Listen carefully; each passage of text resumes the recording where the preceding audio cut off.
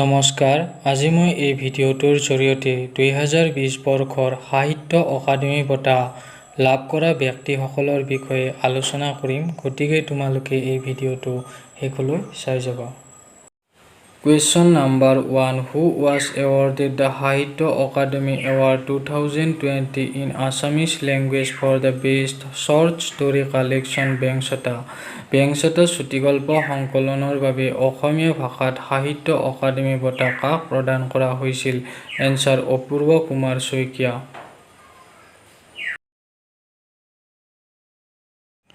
Question number 2. Who was posthumously awarded the Sahitya Akademi Award 2020 in Bodo language? Bodo ভাষাত 2020 বৰ্ষৰ সাহিত্য academy বঁটা মৰণোত্তৰভাৱে কাক প্ৰদান কৰা হৈছিল? Answer late Dharanidhar Owari. The Sahitya Akademi Award in Bodo language was posthumously awarded to late Dharanidhar Awari for his collection of short stories কৌঠেনাই লামায়ো কদান আগান। প্ৰয়াত ধৰণীধৰ অৱাৰীক মৰণোত্তৰভাৱে কৌঠেনাই লামায়ো কদান আগান গ্ৰন্থখনৰ বাবে বড়ো ভাষাত 2020 বৰ্ষৰ সাহিত্য অকাডেমি বঁটা প্ৰদান কৰা হৈছিল। Question number 3. Who was awarded the Sahitya Akademi Yuva Award 2020 in Assamese language? 2020 বৰ্ষৰ সাহিত্য অকাডেমি যুৱ পুৰস্কাৰ অসমীয়া ভাষাত কাক প্ৰদান কৰা হৈছিল? Answer Dwijen Kumar Das. He won the Sahitya Akademi Yuva Award 2020 for his poetry book মেঘঘোঁৰা in Assamese language. তেওঁ মেঘঘোঁৰা কবিতা পুথিখনৰ বাবে অসমীয়া ভাষাত 2020 বৰ্ষৰ সাহিত্য অকাডেমি যুৱ পুৰস্কাৰ লাভ কৰিছিল। Question number 4. Who was awarded the Sahitya Akademi Yuva Award 2020 in Bodo language? 2020 বৰ্ষৰ সাহিত্য অকাডেমি যুৱ পুৰস্কাৰ বড়ো ভাষাত কাক প্ৰদান কৰা হৈছিল? Answer Newton K Basumatary. Newton K Basumatary won the award for his book of poems titled Aboi Abao Ar Eng in Bodo language. Question number 5. Who won World Sahitya Award 2020 in Assamese language? অসমীয়া ভাষাত 2020 বৰ্ষৰ শিশু সাহিত্য পুৰস্কাৰ কোনে অৰ্জন কৰিছিল? Answer Madhurima Gharphalia. She won World সাহিত্য পুৰস্কাৰ 2020 for her book titled ফচং in Assamese language.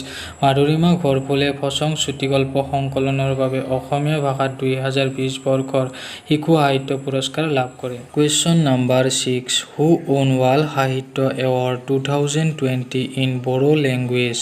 Bodo ভাষাত 2020 বৰ্ষৰ শিশু সাহিত্য পুৰস্কাৰ কোনে অৰ্জন কৰিছিল? Answer Ajit Boro. He won World সাহিত্য Award 2020 for his essay book কথসা বিচমি in Bodo language. Question number 7. Who has been awarded the Sahitya Akademi Translation Award 2020 for translation of the book The Renaissance in India and Other Essays on Indian Culture in Assamese language? The Renaissance in India and Other Essays on Indian Culture শীৰ্ষক গ্ৰন্থখন অসমীয়াত অনুবাদৰ বাবে 2020 বৰ্ষৰ সাহিত্য academy অনুবাদ বঁটা কাক প্ৰদান কৰা হৈছিল? Answer Diganta Biswa Sarma. The Renaissance in India and Other Essays on Indian Culture এই গ্ৰন্থখনৰ লিখক হৈছে Shri Arvind.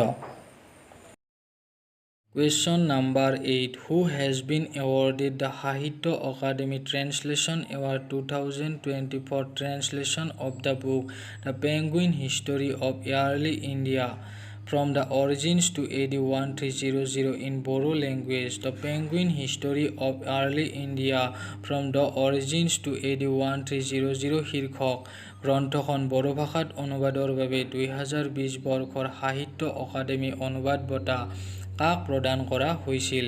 Answer Kameswar Brahma. The Penguin History of Early India এই গ্ৰন্থখনৰ লিখক হৈছে ৰমিলা থাপাৰ।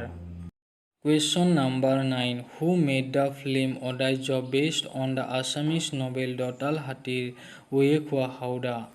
অসমীয়া উপন্যাস দঁতাল হাতীৰ উঁয়ে খোৱা হাওদাৰ ভিত্তিত অদাৰ্য বোলছবিখন কোনে নিৰ্মাণ কৰিছিল? এনচাৰ: ডক্টৰ শান্তনা বৰদলৈ। এই ছবিখনৰ পৰিচালক আৰু প্ৰযোজক আছিল ডক্টৰ শান্তনা বৰদলৈ। অভিনয়ত আছিল টম আল্টাৰ, তৃষা শইকীয়া আৰু এই ছবিখন 1996 চনত প্ৰকাশ পাইছিল।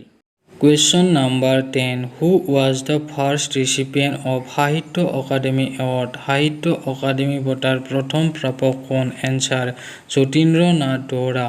হি won Sahitya Akademi award in 1955 for his poetry collection Banaphul. Jatindranath দুৱৰাই বনফুল কবিতা সংকলনৰ বাবে 1955ত সাহিত্য অকাডেমী বঁটা লাভ কৰিছিল। এনেকুৱা ধৰণৰ জ্ঞান পাই থাকিবলৈ ভিডিঅ'টো লাইক কৰিব, শ্বেয়াৰ কৰিব আৰু ছাবস্ক্ৰাইব কৰিব নাপাহৰিব। ধন্যবাদ।